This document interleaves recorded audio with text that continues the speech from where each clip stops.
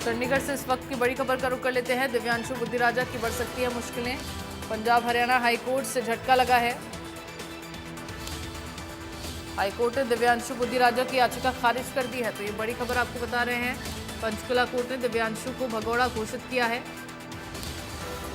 दिव्यांशु बुद्धिराजा ने हाईकोर्ट का दरवाजा खटखटाया था। तो बड़ी खबर आपको बता रहे हैं, दिव्यांशु बुद्धिराजा की मुश्किलें बढ़ सकती हैं। चंडीगढ़ से ये बड़ी खबर, कांग्रेस के प्रत्याशी हैं दिव्यांशु बुद्धिराजा। पंजाब हरियाणा हाईकोर्ट से उनको झटका लगा है।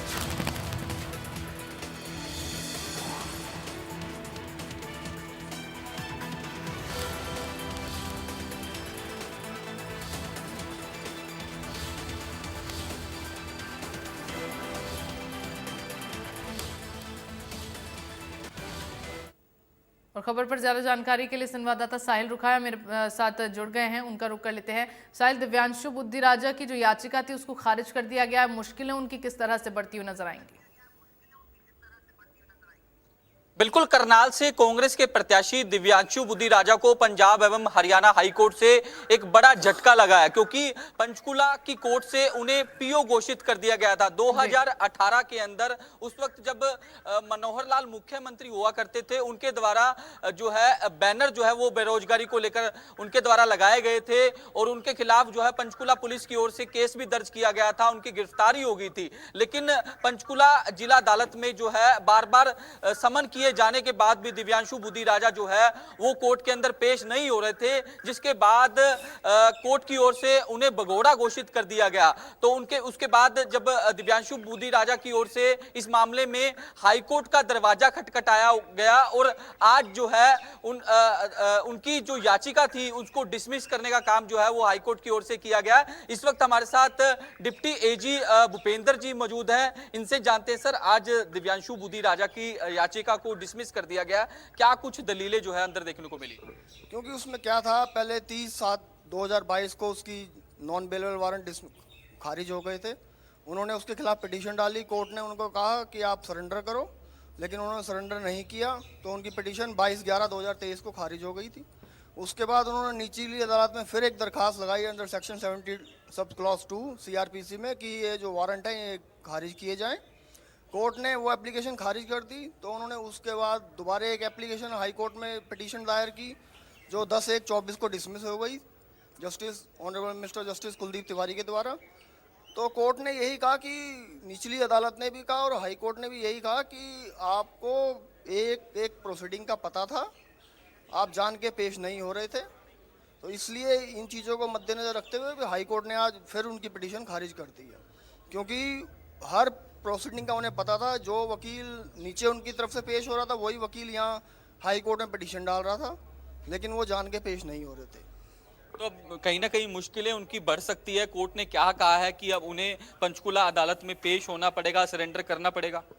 कोर्ट ने उनकी पिटीशन डिसमिस कर दी है, अभी ऑर्डर नहीं आया, लेकिन निश्चय ही उन्हें अब नीचे सरेंडर करना पड़ेगा। नीचे सरेंडर करके अपनी जमानत लेनी पड़ेगी।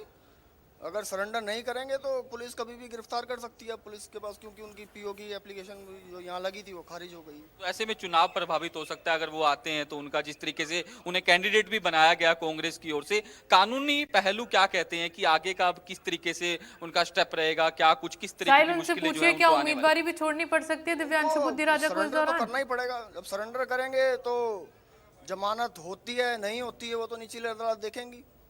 उम्मीदवारी पर भी मुश्किल कहीं ना कहीं हो सकती है, क्योंकि कन्वेंसिंग पे भी हर चीज़ पे तो रहेगा उस चीज़ का असर। और निश्चय ही, क्योंकि वो पहले भी एक बार पीओ घोषित हो चुके हैं इस केस में 2021 में, तो इन्होंने दोबारा पेश हो गए थे तो वो ऑर्डर सेटिसाइड हो गया था। अब फिर दोबारा ये तो ऑफेंडर हैं, हर बार ये जान के पेश नहीं हो रहे, तो इसलिए कोर्ट ने बिल्कुल ठीक ऑर्डर किया, उन्होंने उनकी पिटीशन डिसमिस कर दी। तो अब अगर दोबारा दिव्यांशु बुद्धिराजा पंचकुला के अदालत में नहीं जाते तो उन्हें चुनाव प्रचार के दौरान गिरफ्तार किया जा सकता है? बिल्कुल किया जाता है, उस पर कोई बैन नहीं है, कभी भी पुलिस गिरफ्तार कर सकती है। तो वो जान के पेश नहीं हो रहे थे।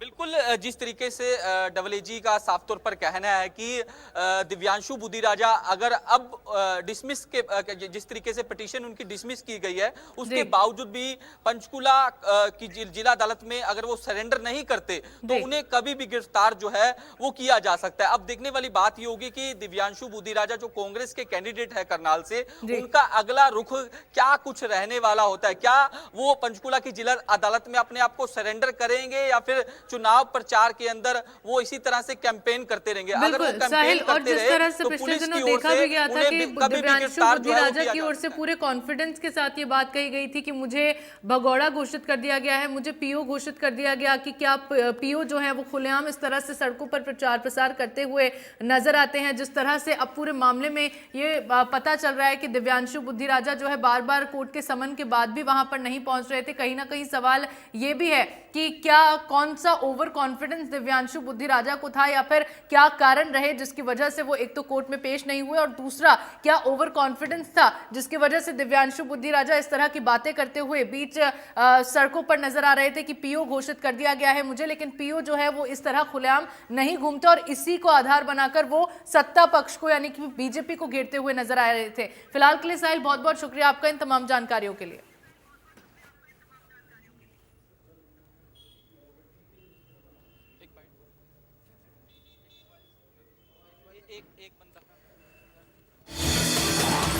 चंडीगढ़ से बड़ी खबर जहां दिव्यांशु बुद्धिराजा की मुश्किलें अब बढ़ सकती हैं।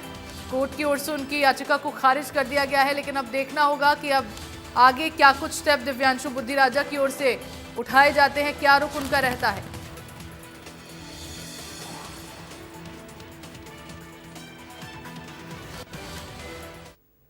और इन्हीं खबरों के साथ बुलेटिन में फिलहाल के लिए इतना ही। प्रदेश की बाकी बड़ी खबरों के लिए आप देखते रहिए इंडिया न्यूज।